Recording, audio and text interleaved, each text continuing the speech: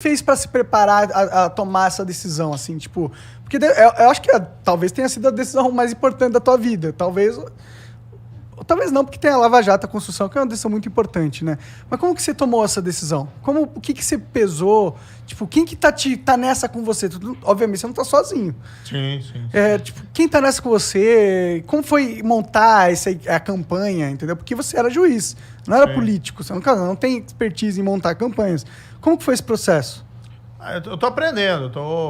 Eu considero essa jornada, né, além de uma oportunidade para mudar o país, para transformar o país para melhor, eu também vejo isso como uma chance de você, de um crescimento pessoal. Né? Claro. Você vai aprender, você vai falar com as pessoas, você vai ouvir as pessoas, você vai... por exemplo, até mesmo aqui, a gente está, né, conversando, é legal conhecer vocês, ouvir, ter a oportunidade de falar, de explicar o que você quer fazer. Você sai na rua, né, fala com as pessoas em geral. Você tem saído muito? Tenho, normal.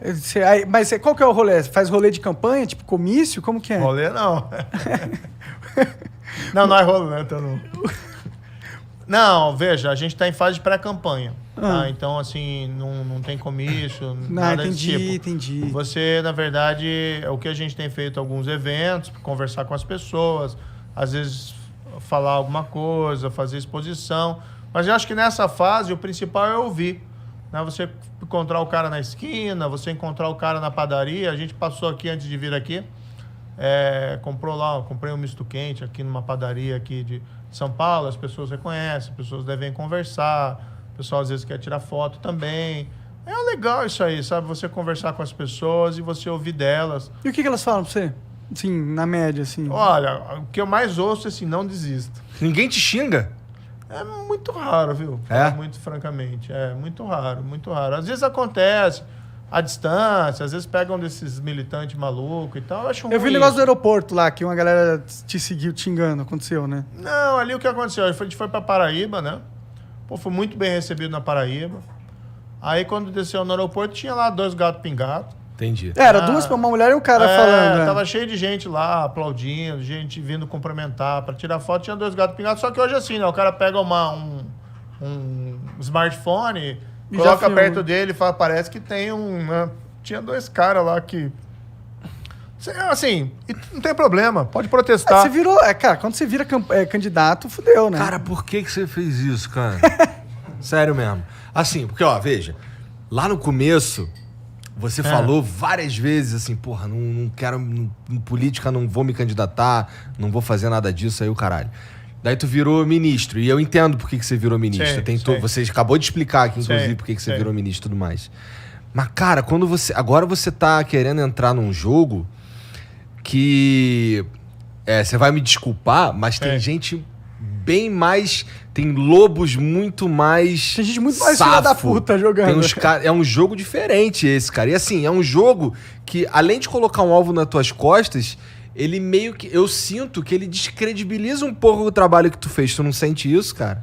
Eu acho que as pessoas têm que entender o seguinte. Se as pessoas...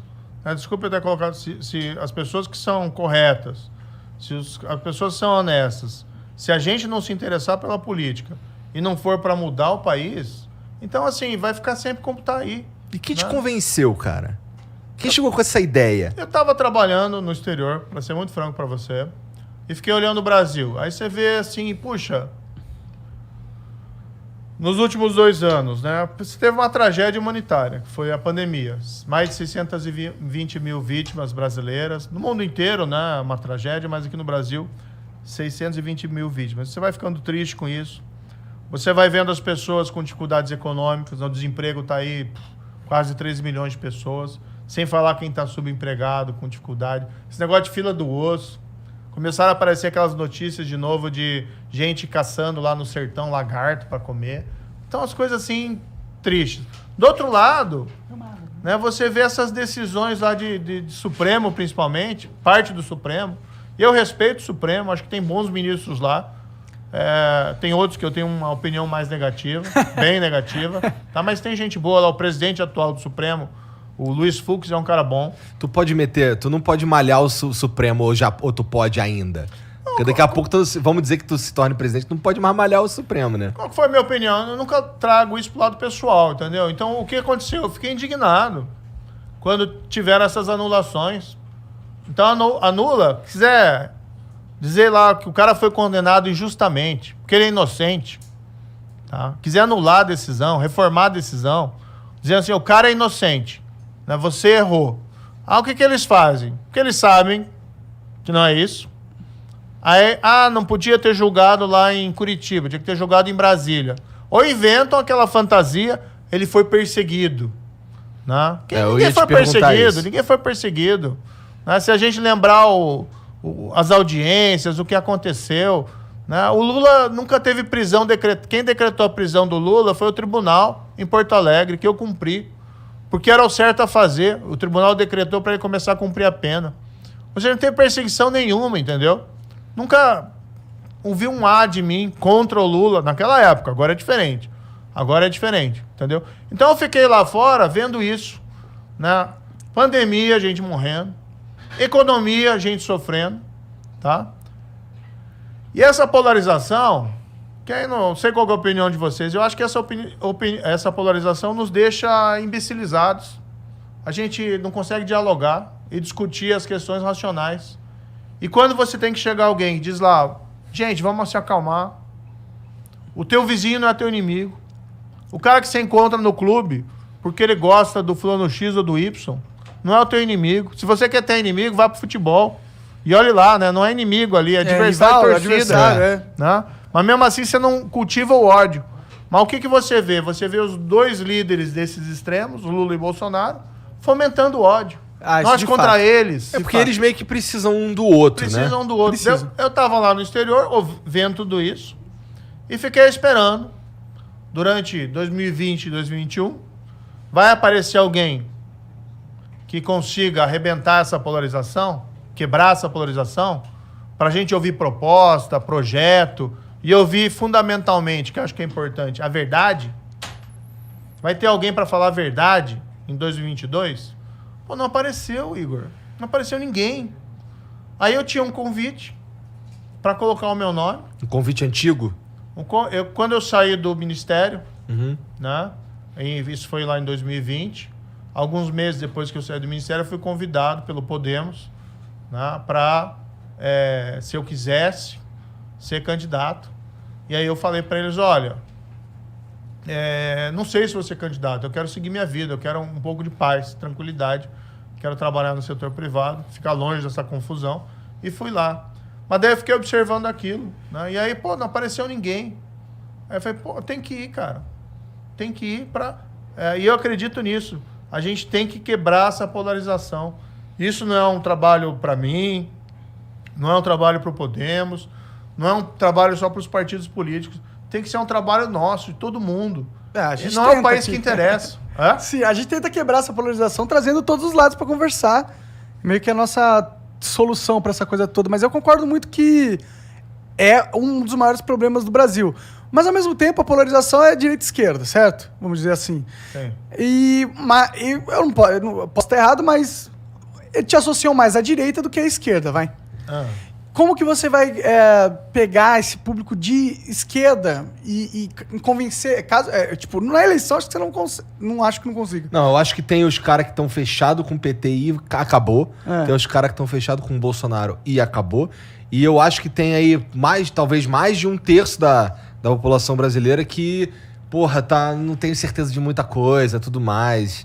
Eu acho que a gente tá vivendo esse cenário, na verdade. Como que você capta a esquerda? Como que você pega um eleitor de esquerda pra confiar na tua campanha que vai ser positivo pra ele e os seus ideais de alguma forma? Esse negócio de esquerda e direita hoje tá um pouco confuso, tá? O que eu acho isso? Você tem que pegar o melhor que tem na direita e o melhor que tem na esquerda. E você construir ali projeto e colocar para as pessoas. Eu quero fazer isso, entendeu? Então, por exemplo, uma das coisas que a gente tá falando, vamos fazer uma força-tarefa nacional de erradicação da pobreza. Como é que você elimina a pobreza? Vamos ser bastante sinceros. Emprego, tem que crescer a economia, voltar a crescer, tá? E você tem que ter política pública, por exemplo, de educação de qualidade. É assim que você prepara as pessoas para o futuro. Sim, mas você resolve a pobreza a longo prazo, né? Não a curto prazo. Exatamente isso que eu estou falando, tá? Aí, existe um problema a curto prazo, que você tem que resolver. Não pode dizer para as pessoas, eu vou aliviar a sua situação daqui a 5, 6 anos. Então, qual que é a ideia? A gente cria uma força-tarefa nacional de erradicação da pobreza, que a ideia é mais ou menos criar uma agência lá em Brasília para coordenar os esforços nacionais contra a pobreza. Usar aqueles programas de transferência de renda, assim, Auxílio Brasil, Bolsa Escola, Bolsa Família, mas pegar essas políticas públicas, saúde, educação e emprego e focar naquelas pessoas que mais precisam.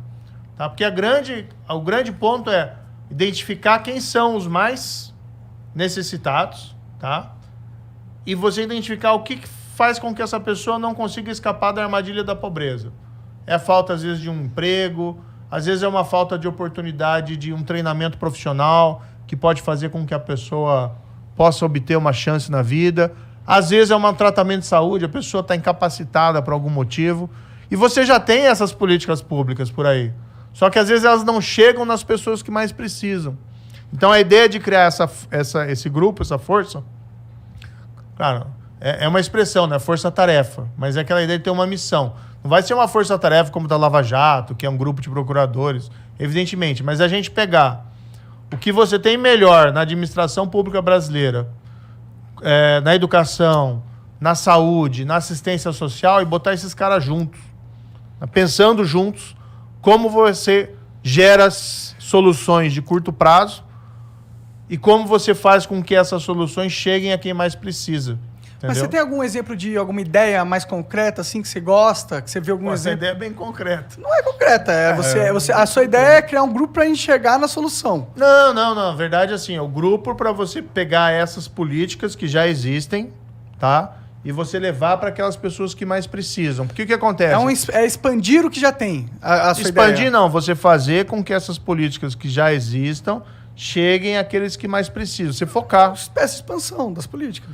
É mais focalização, vamos dizer, porque as políticas já existem. O que acontece, assim, muitas vezes a pobreza gera aquilo que a gente chama da invisibilidade. O cara fica fora da sociedade. Fora do sistema. Ele Sim. não consegue, ele não tem RG, Não tem nada, ele não não tem tem documento, CPF, não tem ninguém energia. sabe onde ele está. Agora, se você for lá na comunidade, né, se você for nas comunidades pobres, todo mundo sabe quem que é o cara que mais está necessitado.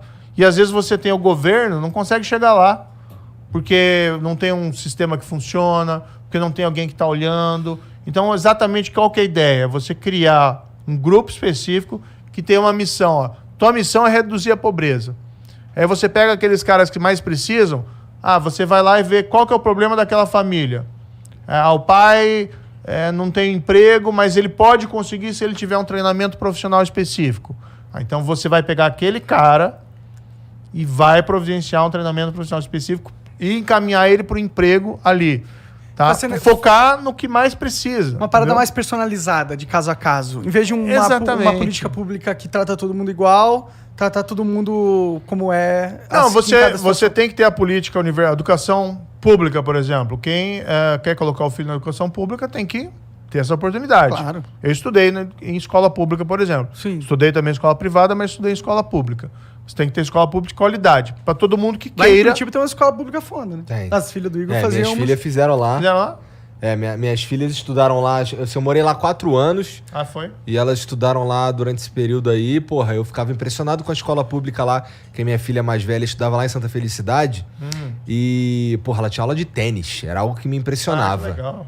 Aí eu ficava, caralho, o CME é foda. Não, essa é a questão. Você tem escolas públicas de grande qualidade, mas você precisa, assim, vamos dizer, tem algumas que têm uma qualidade muito ruim. A maioria, né? A maioria. Se for ser sincero, né? No Brasil. Eu vi uma história que me chamou muito a atenção, que foi assim, uma professora de uma dessas comunidades bastante carentes, e foram falar para ela da internet na escola. Que era importante ter internet rápida na escola e tal. Pô, ninguém discute isso. Todo mundo precisa ter internet. E não tem, né? Em grande parte delas. Ou tem uma internet que funciona muito mal. E aí a professora falou para esse cara, né? Que falou da internet para ele, falou assim, olha, poxa, internet seria bom, né? Mas o meu problema mesmo são meus alunos que têm piolho. E não conseguem prestar Tem coisas atenção ainda na mais aula. fundamentais do que a internet. É. Tem boa parte das escolas do Brasil não tem... Opa, ia fazer aqui uma efeito dramático. Boa parte das escolas do Brasil não tem banheiro, né? E aí, assim, como é que fica? Você tem que equalizar. Mas aí, qual que é a ideia? Você tem que ter a política para todos, mas você tem que levar para aqueles também mais necessitados.